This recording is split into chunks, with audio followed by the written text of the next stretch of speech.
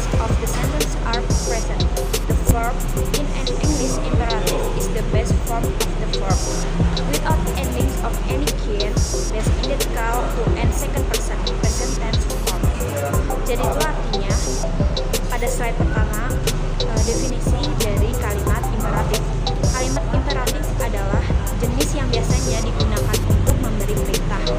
Dalam bahasa Inggris, imperatif itu biasanya tidak memiliki subjek, meskipun semua gambarannya kalimatnya itu normal.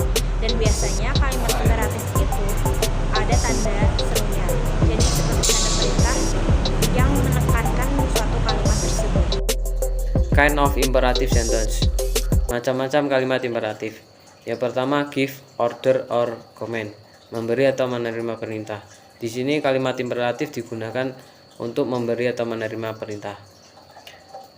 Contohnya yang pertama yaitu get out of my way. Yang keluar dari jalan saya, wait for her, tunggulah dia, hurry up, cepatlah, let's the games begin, mari kita berangkat, wait for her, tunggulah dia. Selanjutnya invitation. Di sini kalimat imperatif digunakan untuk ajaan atau undangan. For example, pray with me, berdoalah bersama aku, come into the room, masuklah ke dalam ruangan, come to my birthday party, datanglah ke pesta ulang tahunku, let's find a safe spot for it, ayo kita cari tempat yang aman. Next, hope. Di sini kalimat imperatif digunakan untuk sebuah harapan. For example, have a nice day, semoga hari Anda menyenangkan, have a good time, good trip, selamat menikmati perjalanan, have a good time, selamat bersenang-senang, have a good lunch, selamat menikmati makan siang. Warning and advice. Warning is used to express a warning such as a danger warning. And imperative sense are also used to give advice. Kalimat imperatif digunakan untuk menyatakan sebuah peringatan seperti peringatan bahaya, dan kalimat imperatif juga digunakan untuk memberikan nasihat. For the example is be careful, artinya berhati-hatilah. Don't worry, jangan khawatir. Don't touch it, jangan sentuh itu. Don't lie, jangan berbohong. Keep your option open, jaga pilihanmu tepat. Remember, always buy low and sell high. Ingat, selalu beli yang rendah dan beli yang tinggi. Question tag.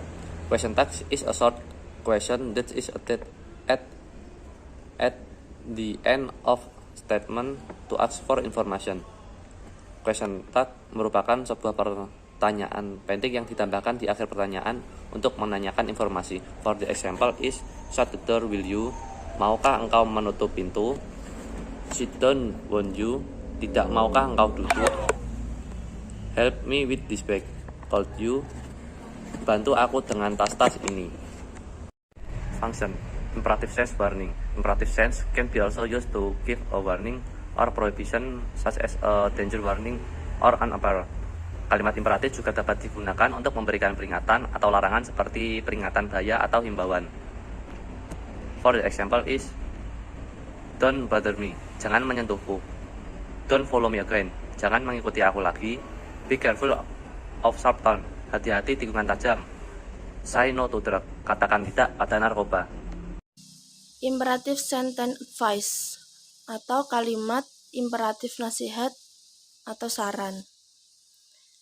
In imperative sentence, to give advice, the intonation used is normal and light, different from the imperative sentence which gives an order because it requires an emotional emphasis with an exclamation mark at the end of the sentence.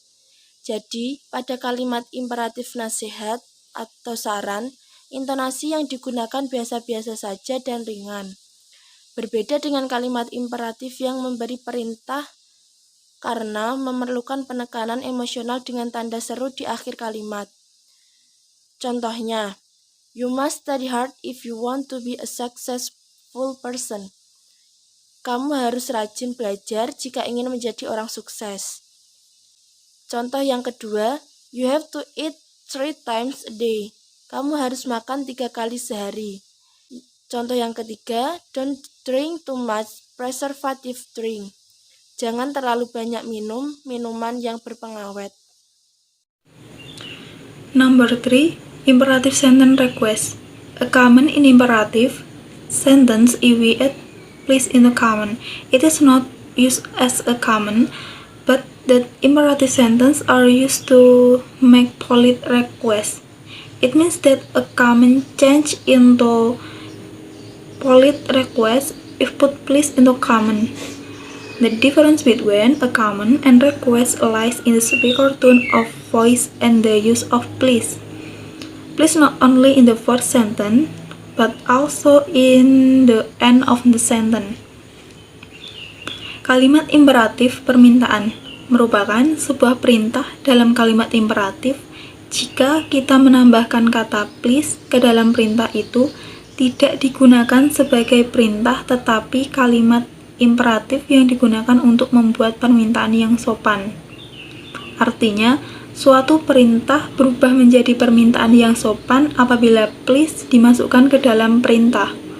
Perbedaan antara perintah dan permintaan terletak pada nada suara pembicara dan penggunaan kata please. Please tidak hanya digunakan di awal kalimat, tetapi juga di akhir kalimat. Example for please in the first sentence, please close the door. Example for please in the end sentence, close the door please, yang artinya tolong tutup pintunya. Will you and won't you, either without please can be also introduced polite request. Will you dan won't you pengganti please. Bisa juga digunakan untuk permintaan yang sopan. Example, will you come to my house? Yang artinya, maukah kamu datang ke rumahku? Formula yang pertama, rumus untuk imperatif sentence positif. Kalimat positifnya itu menggunakan verb plus objek atau komplement. Example-nya, close the door, tutup pintunya, close the window, tutup jendelanya, sweep the floor, sapu lantainya, read the book, baca buku itu, eat the bread, makan roti itu. Nah, untuk yang rumus kedua, rumus untuk imperatif sentence negatif, kalimat negatifnya itu menggunakan do not atau don't plus verb plus objek atau komplement. Example-nya, don't close the door, jangan tutup pintunya. Don't close the window, jangan tutup jendelanya.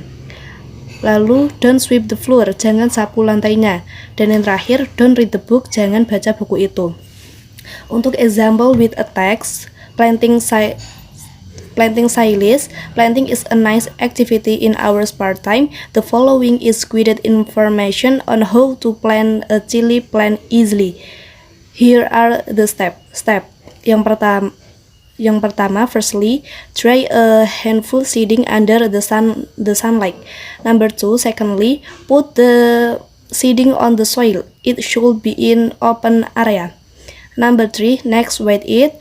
There will come out the sprout after that, let it be bigger. Number 4, the last, finally, put it in other big pot. It will soon grow bigger and yield us some fresh silage sun.